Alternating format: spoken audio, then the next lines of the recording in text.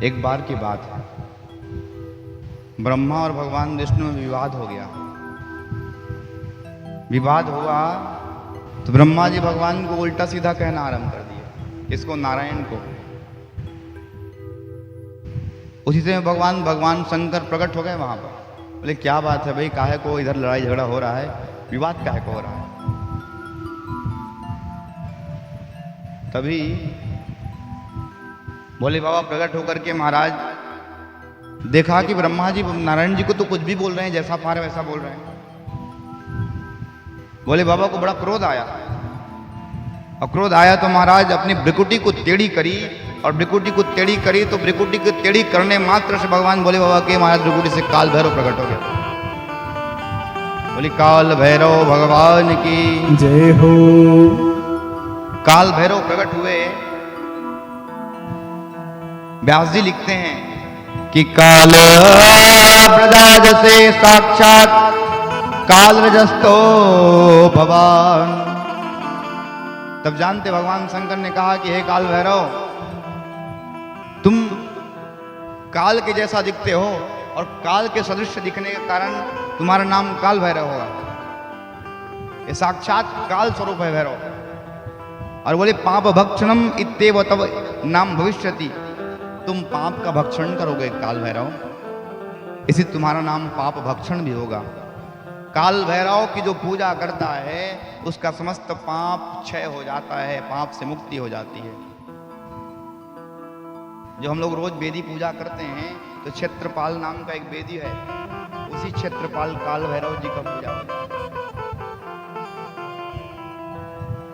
बोले बाबा कहते हैं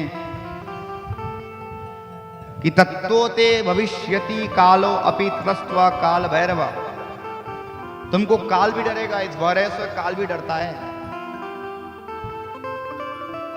तुम्हारा नाम काल भैरव है, तुम काशी के अधिपति हो और वहां अधिपति बन करके निवास करो। आज भी काशी पर पहरा देता है कौन? काल भैरव।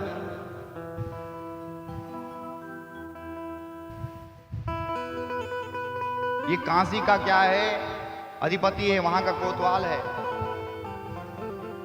काल भैरव ने महाराज ब्रह्मा जी का जो 5 सर था उसमें से एक को काट दिया। पहले ब्रह्मा जी का 5 मुख था।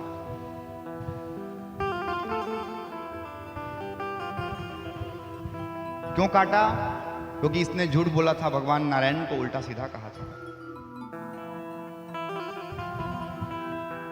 काल भैरव को महाराज ब्रह्म हत्या लगी। भगवान शंकर बोले तुम ब्रह्मा के सिर को काटे हो और सिर को ले जा करके काल व्रत धारण करके तुम निरंतर भिक्षाचरण करो, इसे तुम पर ब्रह्म हत्या का दोष नहीं लगेगा।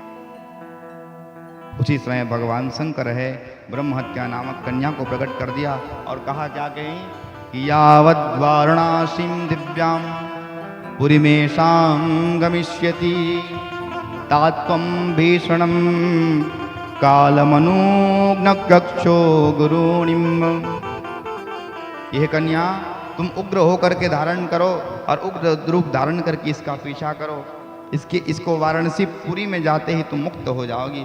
इसीलिए महाराज वाराणसी को छोड़ करके सर्वत्र तुम्हारा वास होगा। ये जो महाराज ब्रह्म हत्या रूपी एक कन्या है जो वाराणसी में निवास करता है, काशी में निवास करता है, उस पर किसी भी प्रकार से महाराज ब्रह्म हत्या का दोष नहीं लगता है। काशी का महत्व है। जो मनुष्य काशी में काल भैरव के धाम में मार्गशीर्ष अर्थात अगन के महीना में कृष्ण पक्ष के अष्टमी तिथि को काल भैरव के सन्निधि में जाकर के उपवास करता है, वो सारे के सारे पापों से मुक्त हो जाता है। ये काल भैरव की महिमा है। भगवान शंकर के ही रूप से प्रकट हुआ है महाराज भैरव भगवान। भैरवोत्पतितं च सर्व पापे प्रमुच्यते। भैरव की पाजो उपाख्यान को सुनता है वो समस्त पाप से मुक्त हो जाता है। इसलिए जहां पर भी रहें काल भैरव देवता का क्या करें? उपासना करना बड़ा आवश्यक है। आइए